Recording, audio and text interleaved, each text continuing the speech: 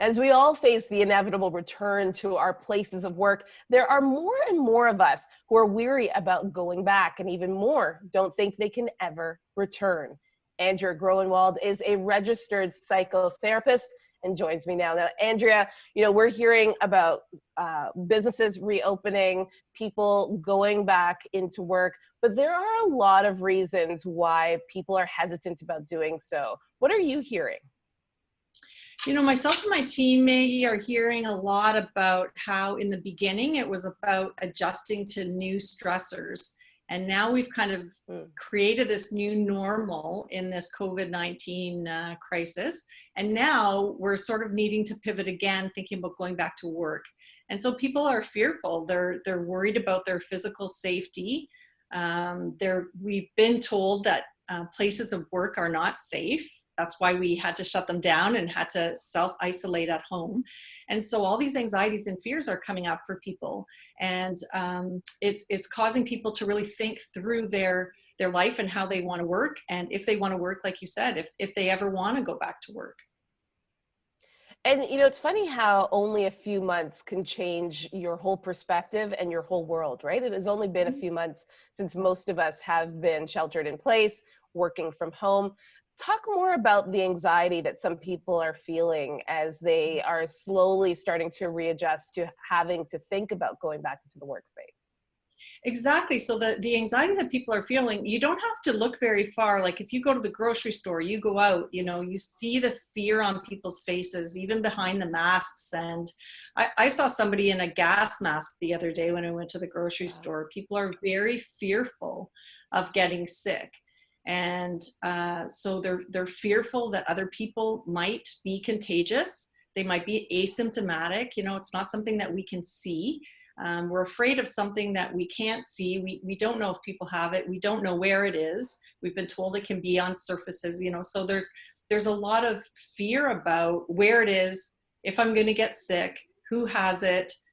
Is it going to be a person who I work with? Is it going to be a person who comes into the business? Am I going to have to interact with them? That type of thing.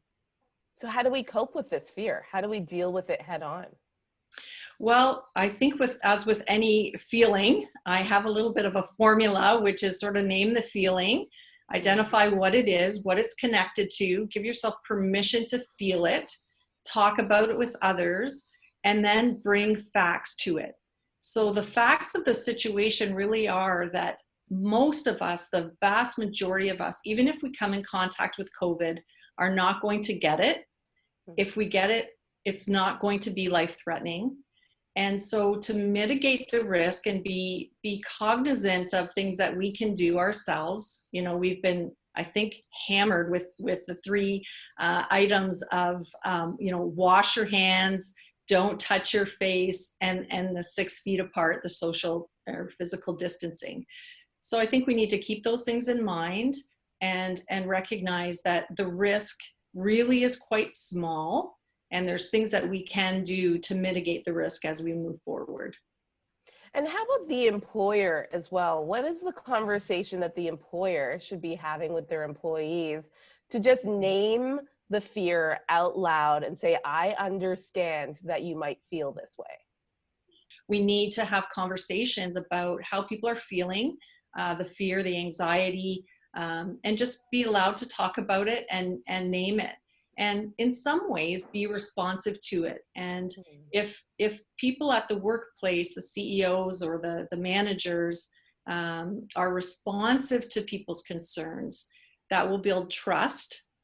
Listening to people's feelings builds trust, and people will be more willing to take a step forward towards, going to work and being productive and working in the space.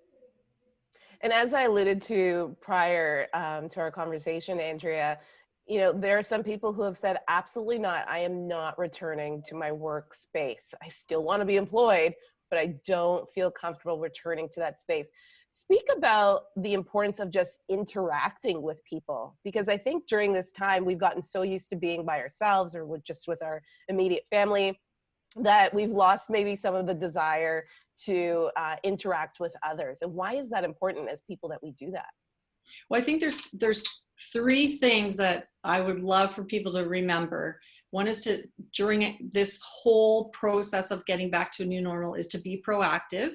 And as you've mentioned, community and connecting and interacting with other people is essential to our mental health, our physical health, our emotional health.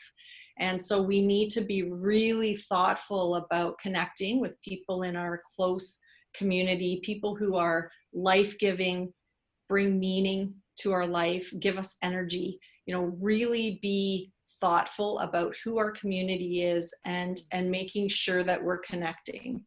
And the second piece that we might be able to talk about a little bit more is we need to make a contribution. We need to be doing something. We need to be involved in meaningful things. So we need to be and we need to do. We need community and we need to make a contribution. And so going back to work is part of our health in terms of physical, emotional, and being proud of ourselves for things that we can contribute, no matter how big or small that is. And facing those fears, how important is just facing the fear? Again, identifying that you're fearful, but saying, I'm not going to allow it to dictate how I move forward. Well, it's absolutely critical. If we try to ignore the fear, like I was alluding to before with a lot of CEOs and managers, we just pretend like it's not there, or we're dismissive of it, or we minimize it, those fears and anxieties will grow.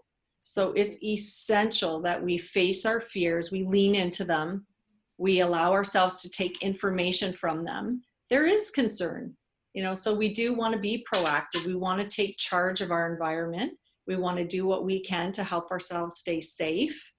And at the same time, we really do need to kind of move forward, face our fears, and even in the face of fear, take action to live our life, you know? Yeah. Yeah. Last question for you, Andrea. I'm just imagining a lot of people who are watching this thinking, yes, if I think about this, I am anxious about returning to my workspace. And so what are some things or maybe resources that people can tap into if they feel like I've identified it, but I still can't move forward? How can people get help? Where can they go? There's so many resources out there, and what I'd love for people to hear is to be proactive, take charge, reach out. If those resources aren't coming to you, reach out to them. There's community resources.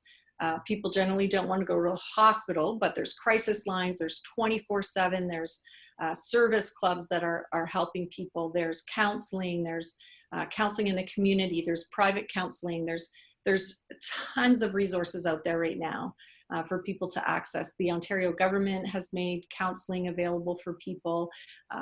A lot of employers are making it more accessible and giving their employees more access. We in our company are working and building partnerships with a lot of people in the corporate space to make sure that those resources are available. So just be proactive, take charge, reach out, and contact anyone that you think could be helpful. Thank you so much, Andrea, for your time today. You're welcome. Hey, YouTube family, thanks for liking, commenting, and subscribing. Remember to hit the bell right there so that you can know when we post next. And let us know what you think about today's topic right there in the comments.